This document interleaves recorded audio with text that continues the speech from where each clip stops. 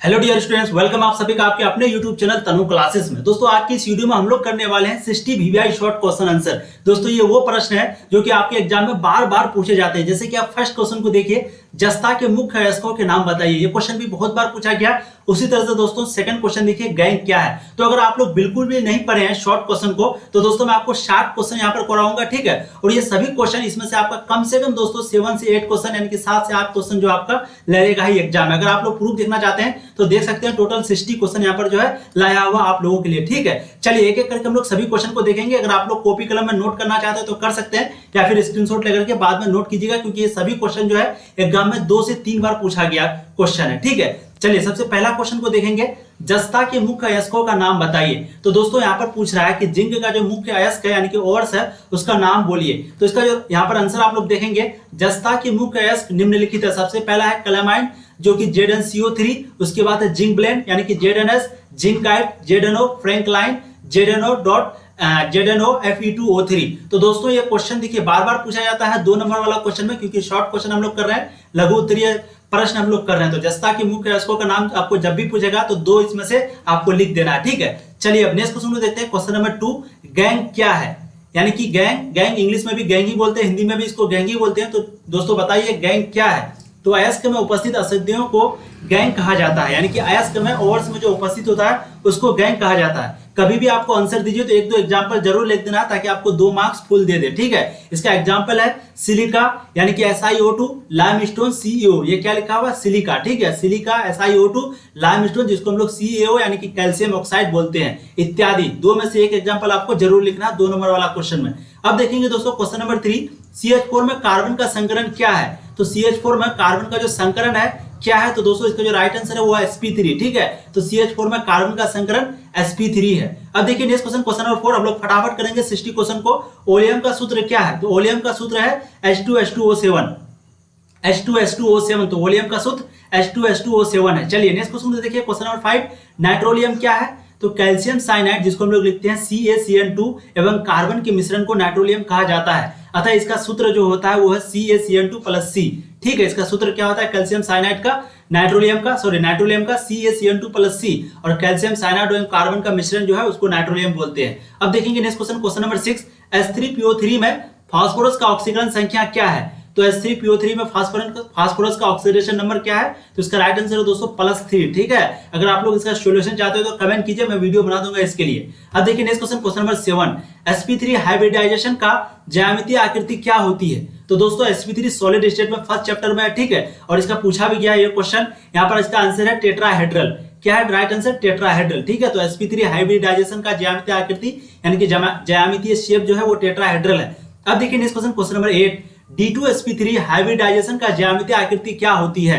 तो दोस्तों D2sp3 का जो हाइब्रिडाइजेशन ज्यामितीय आकृति है वो ऑक्टाहेड्रल होती है। अब देखिए next question, question number 9, amorphous solid का उदाहरण दें। तो अमरफस सॉलिड का आपको कभी भी उदाहरण पूछे तो कम से कम 2 उदाहरण देना, क्योंकि 2 नंबर वाला क्वेश्चन है। तो glass, rubber, plastic, starch, protein, ठीक है। तो glass, rubber, plastic, starch, protein, मैंने आपको इतना एग्जांपल बता दिया। ये क्वेश्चन 2020 में भी पूछा गया था, अमरफस सॉलिड का उदाहरण, और लगभग 2 से 3 साल के बाद मतलब कि ये क्वेश्चन रिपीट करता ही है, ठीक है। अब देखेंगे next question, question number 10, anti ferromagnetic oxide का उदाहरण दें। तो एंटी फेरोमैग्नेटिक का आपको अगर उदाहरण पूछे तो आपको उदाहरण देना है Cr2O3, Fe2O3, MnOV2O3।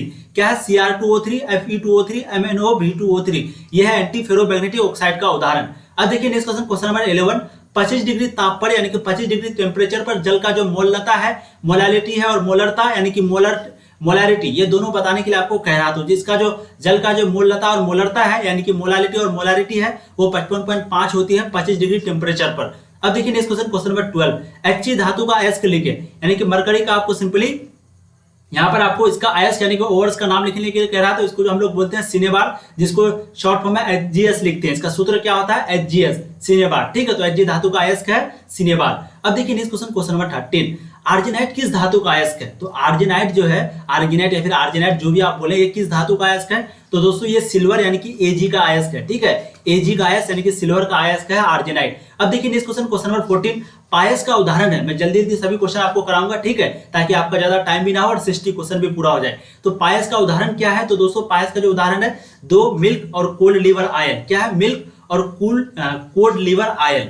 ठीक है, तो दो यहाँ पर पायस का जो है उदाहरण हम लोग देखिए। अब देखिए next question, question number 15, tetrahedral void और स्फीयर की रेडियस का अनुपात क्या होती है। तो एक टेट्राहेड्रल वाइड और स्फीयर ये दोनों बीच का जो रेडियस होता है, उन दोनों के बीच का रेशियो क्या होता है, यानी कि अनुपात क्या होता है। तो दोस्तों टेट्राहेड्रल वाइड टेट्राहेड्रल वाइड का रेडियस और स्फीयर का रेडियस, इन दोनों के बीच का जो अनुपात है वो 0.225 होता है। कितना होता है? 0.225। ये कैसे निकाला जाता है? तो टेट्राहेड्रल वाइड का रेडियस लेते हैं, बटा लेते हैं स्फीयर का रेडियस, जो जब हम लोग सॉल्यूशन इसका करते हैं तो 0.225 आंसर इसका निकलता है। ठीक है, अब देखेंगे next question, question number 16, octahedral wide का रेडियस एवं स्फीयर का रेडियस का अनुपात क्या होती है। आपको यहाँ पर सिंपली क्वेश्चन पूछ रहा है कि ऑक्टाहेड्रल वाइड, ठीक है, ऑक्टाहेड्रल वाइड और रेडियस के स्फीयर का आपको यहाँ पर अनुपात पूछ रहा है, तो इसका जो आंसर होगा वो है ऑक्टाहेड्रल वाइड का रेडियस और स्फीयर का रेडियस का अनुपात जो है वो 0.414 होता है। आप लोगों को कंफ्यूज नहीं होना। देखिए यहाँ पर लिखा हुआ टेट्राहेड्रल वाइड का रेडियस और यहाँ पर रेडियस, ठीक है, टेट्राहेड्रल वाइड का रेडियस और स्फीयर का, और यहाँ पर दोस्तों लिखा हुआ आपका ऑक्टाहेड्रल और स्फीयर का, ठीक है, ऑक्टाहेड्रल और टेट्राहेड्रल में कंफ्यूज नहीं होना आपको। तो ऊपर वाला का है 0.225 और ऑक्टाहेड्रल का है 0.414। अब देखिए नेक्स्ट क्वेश्चन, क्वेश्चन नंबर 17, विशिष्ट प्रतिरोध की इकाई यानी कि यूनिट क्या होती है। तो इसका जो है ओम सेंटीमीटर होता है विशिष्ट प्रतिरोध की इकाई। अब देखेंगे नेक्स्ट क्वेश्चन, क्वेश्चन नंबर 18, विशिष्ट चालकता का मात्रक क्या होता है। तो इसका उल्टा होता है, ये जो विशिष्ट इकाई है, विशिष्ट प्रतिरोध है, उसका उल्टा होता है विशिष्ट चालकता। ठीक है, तो इसका है ओम पर सेंटीमीटर, ओम सेंटीमीटर, और इसका होगा दोस्तों पर ओम पर सेंटीमीटर। इसको हम लोग ऐसे भी लिख सकते हैं 1/OHM सेंटीमीटर। ठीक है, ऐसे भी, यानी कि नीचे में भी हम लोग इसको लिख सकते हैं 1/OM सेंटीमीटर या फिर पर ओम पर सेंटीमीटर इसको पढ़ते हैं। अब देखिए मोलर चालकता का मात्रक क्या है। तो मोलर चालकता का मात्रक आप लोग यहाँ पर देखेंगे, यहाँ पर ओम cm² पर मोल। इसको हम लोग यहाँ पर ऐसे भी लिख सकते हैं, किस तरह से, cm²। ठीक है, उसके बाद पर ओम पर मोल, क्योंकि एग्जाम में आपको किसी तरीके भी दे सकता है। तो ये बाटा का निशान है और ये cm² है, ये पर ओम है और ये मोल है, तो इसको ऐसे भी लिख सकते हैं, ऐसे भी लिख सकते हैं। तो मोलर चालकता का मात्रक ये हो गया। अब देखिए क्वेश्चन नंबर 20, मोलर चालकता पर तनुता का प्रभाव क्या होता है। तो दोस्तों विद्युतीय घोल को तनु करने पर मोलर चालकता का मान जो है वो बढ़ता है। ठीक है, तो मोलर, यहाँ पर देखिए क्वेश्चन, मोलर चालकता पर जो तनुता का प्रभाव है वो विद्युतीय घोल को तनु करने पर जो है मोलर चालकता का मान बढ़ता है। चलिए नेक्स्ट क्वेश्चन देखिए, क्वेश्चन नंबर 21 आपका क्या कह रहा है, लॉफिंग गैस का सूत्र क्या है। ये क्वेश्चन बहुत इंपॉर्टेंट है, बहुत बार ये क्वेश्चन पूछा गया है। तो लॉफिंग गैस का जो सूत्र है वो दोस्तों N2O, क्या है, N2O, जिसको हम लोग पढ़ते हैं नाइट्रस ऑक्साइड। क्या पढ़ते हैं, नाइट्रस ऑक्साइड, इसको लॉफिंग गैस कहा जाता है। ठीक है, ये गैस छोड़ने पर जो है सब कोई हंसते रहता है। अब देखिए क्वेश्चन नंबर 22, अमोनिया, जिसको हम लोग लिखते हैं NH3, अमोनिया का सूत्र क्या है, NH3। इसका ज्यामितीय आकृति क्या होती है, क्योंकि इनऑर्गेनिक का क्वेश्चन है, तो NH3 का जो ज्यामितीय आकृति है वो पिरामिडल होती है। किस तरह होती है, पिरामिडल। ठीक है, तो अमोनिया NH3 का ज्यामितीय आकृति, शेप जो है वो पिरामिडल होती है। अब देखिए next question, question number 23, cards acid का फॉर्मूला बताएं। तो कार्ड्स एसिड का जो फॉर्मूला होता है वो होता है H2SO4। तो H2SO4 को हम लोग कार्ड एसिड भी बोलते हैं। क्या बोलते हैं, कार्ड एसिड। अब देखिए next question, question number 24, Marshall acid का फॉर्मूला बताएं। तो आपको सिंपली फिर से क्वेश्चन पूछ रहा है मार्शल एसिड, तो मार्शल एसिड पूछे या फिर कार्ड एसिड पूछे, ये दोनों का फॉर्मूला होता है कार्ड एसिड का जो फॉर्मूला होता है वो है H2SO4। वहीं पे मार्शल एसिड का जो फॉर्मूला होता है वो होता है H2S2OH। क्योंकि लोग इसमें कंफ्यूज हो जाते हैं, मैं भी यहाँ पर अभी कंफ्यूज हो गया था। H2S2OH, ये किसका फॉर्मूला दोस्तों, ये फॉर्मूला आपका मार्शल एसिड का। और वहीं पे आपको अगर पूछ देगा सल्फ्यूरिक एसिड का दे देगा, तो सल्फ्यूरिक एसिड का जो फॉर्मूला होता है वो H2SO4, और इसी को हम लोग कार्ड एसिड भी बोलते हैं। ठीक है, अब देखिए नेक्स्ट क्वेश्चन, क्वेश्चन नंबर आपका 25 है, HClO, ये क्या है, Cl मतलब क्लोरीन, ये ऑक्सीजन। ठीक है, तो HClO, HClO2, HClO3 एवं HClO4 के अम्लीय शक्ति के बढ़ती क्रम यानी कि इंक्रीजिंग ऑर्डर पे आपको लिखने के लिए कह रहा है, ये चारों में से। ठीक है, तो सबसे छोटा जो है वो आपका HClO है, उसके बाद उससे बड़ा HClO2, उसके बाद HClO3, फिर HClO4 सबसे बड़ा है। ठीक है, अब देखेंगे next question, question number 26, D block elements को क्या कहा जाता है। तो डी ब्लॉक एलिमेंट्स को क्या कहते हैं, तो इसका जो आंसर है वो ट्रांजिशन मेटल यानी कि संक्रमण धातु। ठीक है, तो डी ब्लॉक एलिमेंट जो होता है पीरियोडिक टेबल में, डी ब्लॉक एलिमेंट, उसको क्या कहा जाता है, ट्रांजिशन मेटल यानी कि संक्रमण धातु। क्योंकि वहां पर जो है अक्सर जो भी मेटल होता है, जो भी धातु होता है, वो अपने प्रवृत्ति को, अपने गुण को बदल देता है डी ब्लॉक एलिमेंट में। अब देखिए question number 27, F block elements को क्या कहते हैं।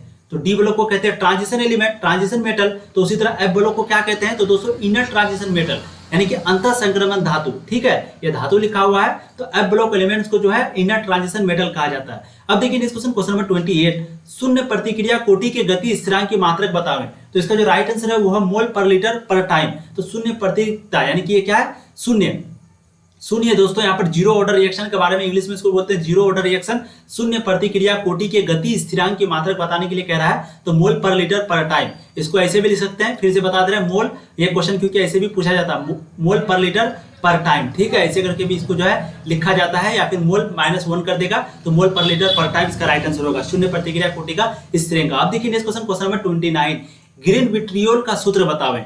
तो ग्रीन विट्रियोल ये जो है आपको प्रैक्टिकल मार्क्स में पूछा जाता है जब मौखिक वाला क्वेश्चन पूछता है, ठीक है। तो वहां पर इसका जो राइट आंसर है वो FeSO4 7H2O। तो ग्रीन विट्रियोल का सूत्र क्या है?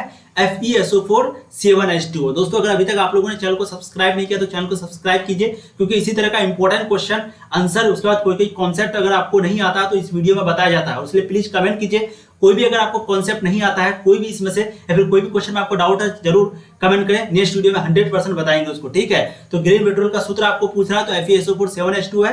वीडियो को शेयर जरूर कीजिएगा, आप लोगों के लिए बनाते हैं इस तरह PDF, शेयर जरूर कीजिएगा दोस्तों अपने दोस्तों को। देखिए क्वेश्चन नंबर 30, ब्रास में वर्तमान धातु का नाम बतावें। तो ब्रास में आपको वर्तमान धातु का नाम पूछ रहा है, तो इसका जो राइट आंसर है वो है जिंक और कॉपर, ठीक है। तो ब्रास में वर्तमान धातु प्रेजेंट जो होता है धातु, वो क्या होता है? जिंक और कॉपर। अब देखिए next question, question number 31, vitamin B12 में कौन सा धातु, यहाँ पर ये धातु लिखा हुआ है, धातु वर्तमान होती है। तो विटामिन B12 में जो है, ये ऑर्गेनिक क्वेश्चन है, ऑर्गेनिक का क्वेश्चन, विटामिन B12 में कौन सा धातु वर्तमान होती है? तो इसका राइट आंसर दोस्तों वो है कोबाल्ट, ठीक है। तो विटामिन B12 में जो है कोबाल्ट उपस्थित होता है। अब देखिए next question, question number 32, semiconductor जिसको बोलते हैं अर्धचालक, इसका क्या उदाहरण है? तो सिलिकॉन और जर्मेनियम, दो ही उदाहरण है, सिलिकॉन और जर्मेनियम, ये जो है सेमीकंडक्टर होता है, ठीक है। फिजिक्स में भी आपका, केमिस्ट्री में भी ये क्वेश्चन है। अब देखिए नेक्स्ट क्वेश्चन, क्वेश्चन नंबर 33, त्रिज्या अनुपात यानी कि रेडियस रेशियो से आप क्या समझते हैं?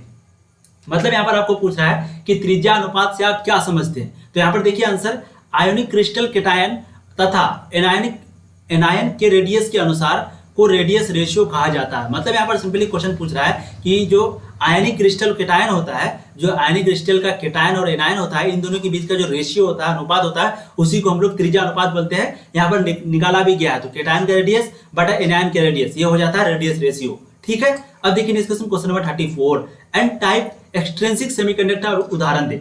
एन टाइप यानी कि एन टाइप आप लोग पढ़े हैं, एन टाइप और पी टाइप आपका इसमें फिजिक्स में भी आता है, और फिजिक्स में इस चैप्टर को अच्छे से पढ़ाया जाता है। तो सिंपली यहाँ पर उदाहरण पूछ रहा है आपको एन टाइप वाला, ठीक है। तो इसका जो आंसर है वो है सिलिकॉन या जर्मेनियम में पी होता है, उसके बाद एस को मिश्रित करने से बने एक्सट्रिंसिक सेमीकंडक्टर को एन टाइप एक्सट्रिंसिक सेमीकंडक्टर कहा जाता है। तो सिंपली आपको दो आंसर दे देना है कि सिलिकॉन और जर्मेनियम का जो मिश्रित होता है, ठीक है, सिलिकॉन जर्मेनियम, उसके बाद पी मतलब फास्फोरस, ये जो मिश्रित होता है, इसके बीच का जो एक्सट्रिंसिक सेमीकंडक्टर को ही एन टाइप एक्सट्रिंसिक सेमीकंडक्टर कहा जाता है। अब देखिए next question, question number 34, P type extrinsic semiconductor का उदाहरण दे। बहुत लोग उन पे कंफ्यूज हो रहेंगे कि सर आप इंग्लिश में लिखे, हिंदी मीडियम बच्चे वालों के लिए। तो देखिए यहाँ पर आपको कंफ्यूज नहीं हो रहा, क्योंकि क्वेश्चन में जो है ज्यादा आपको इंग्लिश वाला ही समझ में आएगा, खास करके इस तरह का क्वेश्चन, ठीक है। इसलिए आप लोग यहाँ पर इंग्लिश में देखिए, क्योंकि क्वेश्चन दोनों मीडियम में आता है, हिंदी और इंग्लिश साथ में, इसलिए आप लोग को वहां पर समझ में आ जाएगा। और पी टाइप सिर्फ आप ध्यान रखेंगे, तो पी टाइप का आपको सिंपली यहाँ पर उदाहरण पूछ रहा है, तो पी टाइप का उदाहरण है सिलिकॉन और जर्मेनियम, वर्तमान में बी अल्युमिनियम, ठीक है, बोरॉन और अल्युमिनियम आदि अशुद्धि। तो चार एग्जांपल यहाँ पर हम लोगों ने देख लिया पी टाइप एक्सट्रिंसिक सेमीकंडक्टर का। अब देखिए next question, question number 35, ethyl alcohol को आयोडीन तथा NaOH को साथ गर्म करने पर क्या प्राप्त होता है? तो जब हम लोग इथाइल अल्कोहल को आयोडीन तथा NaOH के साथ, इसके साथ आयोडीन के साथ भी और NaOH के साथ यानी कि सोडियम हाइड्रोक्साइड के साथ जब गर्म करते हैं तो क्या प्राप्त होता है? तो दोस्तों आयोडोफोम यानी कि CHI3। क्या है? CHI3। तो जब हम लोग इथाइल अल्कोहल को आयोडीन तथा NaOH के साथ गर्म करते हैं तो आयोडोफोम प्राप्त होता है। अब देखिए next question, question number 35, primary alcohol का फंक्शनल ग्रुप क्या होती है? तो प्राइमरी अल्कोहल का जो फंक्शनल ग्रुप होता है वो होता है CH2OH। क्या होता है? CH2OH, ठीक है। तो प्राइमरी अल्कोहल का फंक्शनल ग्रुप CH2OH होता है। अब देखिए next question, question number 36, Lucas reagent क्या है? ल्यूकस रिजेंट क्या है? तो अनाद्र ZnCl2 तथा HCl के मिश्रण को ल्यूकस रिजेंट कहा जाता है। अनाद्र ZnCl2 और HCl का मिश्रण यानी कि हाइड्रोक्लोरिक अम्ल और जिंक क्लोराइड को जो मिश्रण होता है उसी को हम लोग क्या बोलते हैं? ल्यूकस रिएजेंट, ठीक है। अब देखिए नेक्स्ट क्वेश्चन, क्वेश्चन नंबर 37, क्या पूछ रहा है क्वेश्चन? टोलेंट रिएजेंट क्या है? क्वेश्चन पूछ रहा है आपको टोलेंट रिएजेंट क्या है? तो दोस्तों यहाँ पर आंसर देखिए, अमोनिकल AgNO3 घोल को टोलेंट रिएजेंट कहा जाता है। इसका सूत्र होता है AgNH3 होल 2 OH। इसको कैसे पढ़ते हैं? AgNH3 होल 2 OH, ठीक है। तो अमोनिकल AgNO3 जो है इसी का घोल को टोलेंट रिएजेंट कहते हैं हम लोग। अब देखिए next question, question number 38, calcium acetate का ड्राई डिस्टिलेशन करने पर क्या प्राप्त होता है? तो जब हम लोग कैल्शियम एसीटेट को जो ड्राई डिस्टिलेशन करते हैं तो उस समय हम लोगों को क्या प्राप्त होता है? तो दोस्तों एसीटोन प्राप्त होता है, जिसका सूत्र होता है CH3 bond C double bond O bond CH3। इसको कैसे लिखते हैं? CH3 bond C double bond O bond CH3 acetone, ठीक है। तो कैल्शियम एसीटेट का जो ड्राई डिस्टिलेशन है वो करने पर हम लोगों को एसीटोन प्राप्त होता है, जिसका सूत्र यहाँ पर बताया हुआ। अब देखिए next question, question number 38, calcium formate का ड्राई डिस्टिलेशन करने पर क्या प्राप्त होता है? तो बताइए कैल्शियम फॉर्मेट का जो ड्राई डिस्टिलेशन करते हैं तो क्या प्राप्त होता है? तो फॉर्मल्डिहाइड, जिसको हम लोग लिखते हैं SCHO। क्या लिखते हैं? SCHO, ठीक है। तो फॉर्मल्डिहाइड हम लोगों को प्राप्त होता है कैल्शियम फॉर्मेट का ड्राई डिस्टिलेशन करने पर। और वहीं पे अगर हम लोग इसका करते हैं, कंफ्यूज नहीं होना, कैल्शियम एसीटेट का ड्राई डिस्टिलेशन करने पर एसीटोन, कैल्शियम एसीटेट का और कैल्शियम फॉर्मेट का ड्राई डिस्टिलेशन करने पर फॉर्मल्डिहाइड, और कैल्शियम एसीटेट और कैल्शियम फॉर्मेट का मिश्रण का ड्राई डिस्टिलेशन करने पर एसिटल्डिहाइड। आपको क्वेश्चन समझ में आ गया? यहाँ पर देखिए क्वेश्चन नंबर 38 का यहाँ पर ए है कि भाई कैल्शियम एसीटेट का जब हम लोग ड्राई डिस्टिलेशन करते हैं तो उस समय एसीटोन प्राप्त होता है, यानी कि CH3 bond C double bond CH3, calcium acetate का एसीटोन। वहीं पे आपको पूछ देगा कैल्शियम फॉर्मेट का, तो formaldehyde, formaldehyde, acetate acetone, acetate acetone. और वहीं पे अगर आपको पूछेगा कैल्शियम एसीटेट और कैल्शियम फॉर्मेट का जो मिश्रण का जो ड्राई डिस्टिलेशन होता है उसमें क्या प्राप्त होता है? तो एसिटल्डिहाइड, ठीक है। दोनों मिल गया, एसिड भी मिल गया और फॉर्मल्डिहाइड भी मिल गया, दोनों मिल गया बन गया एसिटल्डिहाइड, जिसका सूत्र होता है CH3CHO। सूत्र भी आपको ध्यान में रखना है क्योंकि कभी कभी सूत्र भी आया हुआ होता है, ठीक है। और सूत्र लिखने पर जो आपको नंबर 100% पूरा करके देगा। अब देखिए next question, question number 39, antibiotic का उदाहरण दे। तो आपको पूछ रहा है भाई एंटीबायोटिक का उदाहरण दो, तो एंटीबायोटिक का उदाहरण दे। यहाँ पर सिंपली आपको क्वेश्चन पूछ रहा है, तो इसका जो उदाहरण होगा वो है यहाँ पर ध्यान से देखिए आप लोग, टेरामाइसिन, ठीक है। तो एंटीबायोटिक का उदाहरण क्या है? टेरामाइसिन। अब देखिए नेक्स्ट क्वेश्चन, क्वेश्चन नंबर 40, किस विटामिन की कमी से रिकेट की बीमारी होती है? इसी तरीके की आपको यहाँ पर तैयारी कराई जाती है इस चैनल पर। 40 क्वेश्चन, कभी इंपॉर्टेंट क्वेश्चन, सभी चैप्टर का चैप्टर वाइज ऑब्जेक्टिव, कोई कॉन्सेप्ट अगर आपका ज्यादा इंपॉर्टेंट वो करवाया जाता है, कोई डाउट हो वो करवाया जाता है। इसलिए प्लीज आप लोग चैनल को सब्सक्राइब जरूर कीजिए और वीडियो को शेयर कीजिए दोस्तों। आप लोगों के लिए इतना PDF वगैरह तैयार करते हैं, बस आप लोग का एक छोटा सा काम है, सपोर्ट कीजिए, वीडियो को शेयर कीजिए, अपने फ्रेंड को व्हाट्सएप स्टेटस में जहां भी हो शेयर जरूर कीजिए, ठीक है। अब देखिए क्वेश्चन नंबर 40 क्या है? किस विटामिन की कमी से रिकेट की बीमारी होती है? रिकेट का जो बीमारी होता है वो किस विटामिन की कमी से? तो विटामिन डी की कमी से, ठीक है। तो रिकेट की बीमारी विटामिन डी की कमी से होती है। अब एंटीपायरेटिक का उदाहरण दे, तो पैरासीटामोल, ये ऑर्गेनिक का क्वेश्चन है, ये सब क्वेश्चन पूछा जाता है अक्सर। तो एंटीपायरेटिक का उदाहरण क्या है दोस्तों? एंटीपायरेटिक का उदाहरण पैरासीटामोल जो है वो एंटीपायरेटिक का उदाहरण है। अब देखिए ओरलॉक्स का मोनोमर क्या होगा? ये मोनोमर लिखा हुआ है MONOMER, ठीक है। तो मोनोमर, तो यहाँ पर पूछ रहा है कि ओरलॉक्स का जो मोनोमर है वो क्या होगा?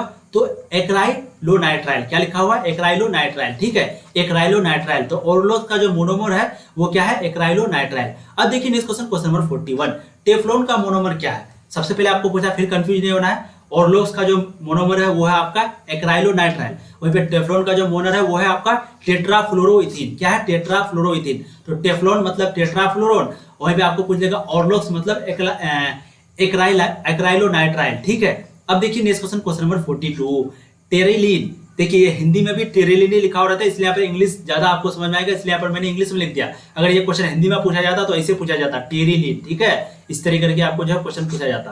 तो देखिए टेरिलीन को क्या कहा जाता है? तो टेरिलीन को पॉलिस्टर कहा जाता है। क्या कहा जाता है? पॉलिस्टर। अब देखिए next question, question number 42, thermosetting plastic का उदाहरण दे। तो आपको सिंपली पूछ रहा है कि थर्मोसेटिंग प्लास्टिक का उदाहरण क्या है? तो बेकेलाइट।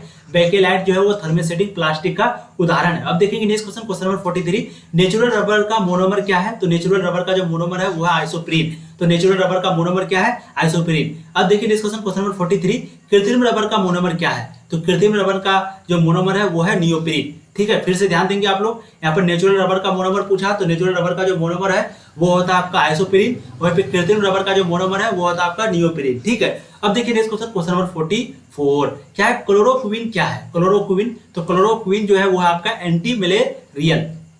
एंटी मलेरियल भी इसको पढ़ते हैं, तो एंटी मलेरियल है आपका क्लोरोक्विन, ठीक है। अब देखिए नेक्स्ट क्वेश्चन, क्वेश्चन नंबर आपका 44, मोरफाइन क्या है? मोरफाइन, तो मोरफाइन जो है वो एनाल्जेसिक है। क्या है? मोरफाइन एनाल्जेसिक। ये ऑर्गेनिक, जितना भी क्वेश्चन अभी आ रहा है ये सभी ऑर्गेनिक क्लास 12 का क्वेश्चन आ रहा है, इसलिए आप लोग सभी क्वेश्चन को जरूर देखते जाइए, नोट या फिर स्क्रीनशॉट लेके जाइए। अब देखिए 45 का ए, देखिए एक एक क्वेश्चन में डबल डबल क्वेश्चन है, जैसे 44 का ए बी, उसी तरह आप अगर इधर देखेंगे 43 का ए बी, उसी तरह 42 का ए बी, ठीक है। तो इस तरह से हम लोग लगभग 80 क्वेश्चन यहाँ पर कवर करने वाले हैं, क्योंकि बहुत क्वेश्चन जो है वो डबल डबल यहाँ पर मैंने टाइप किया क्योंकि आप लोगों को कंफ्यूज होगा। अब यहाँ पर अगर यहाँ पर दो क्वेश्चन जैसे किए कि कृत्रिम रबर का मोनोमर बोलिए और नेचुरल रबर का, तो आप लोग कंफ्यूज आते हैं। इसलिए यहाँ पर नेचुरल रबर का मोनोमर जो है वो आइसोप्रीन, वहीं पे कृत्रिम रबर का जो मोनोमर है वो है नियोप्रीन, ठीक है। अब देखिए नेक्स्ट क्वेश्चन नंबर आपका हो जाएगा क्या 45, ठीक है। 45 का ए, फेनॉल का उपयोग किस रूप में होती है, तो एंटीसेप्टिक के रूप में होती है फेनॉल का उपयोग। तो फेनॉल का उपयोग जो है वो एंटीसेप्टिक के रूप में होती है। अब देखिए नेक्स्ट क्वेश्चन नंबर 45 का बी, डिटोल क्या है, तो डिटोल जो है वो एंटीसेप्टिक है। तो डिटोल भी एंटीसेप्टिक है और फेनॉल को भी हम लोग एंटीसेप्टिक के रूप में यूज करते हैं। अब क्वेश्चन 46 का ये देखिए, प्राइमरी अल्कोहल को ऑक्सीडेशन करने पर क्या प्राप्त होता है, तो भाई प्राइमरी अल्कोहल को ऑक्सीडेशन करने पर एल्डिहाइड और कार्बोक्सिलिक एसिड प्राप्त होता है। क्या क्या होता है, एल्डिहाइड और कार्बोक्सिलिक एसिड।